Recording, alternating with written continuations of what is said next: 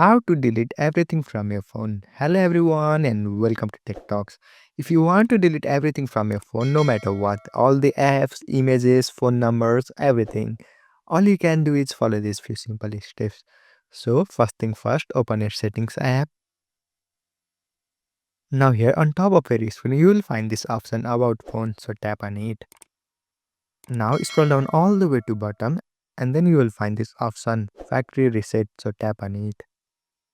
And here you will find everything that will be deleted. So it will delete all of your contacts, photos and videos, apps, account, backups and SD card data and any other items on the device. So please be mindful before deleting. When I said everything, I meant it. And this process is irreversible, which means that once you delete everything, nothing can be recovered. And still you have already made a mind to delete everything, tap and erase all data. And once you tap on it, you will be asked to enter a device password. And once you do that, you will see this option backup items first.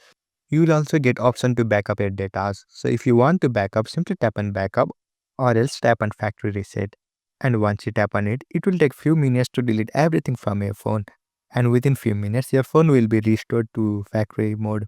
So it means that everything will be new on your device.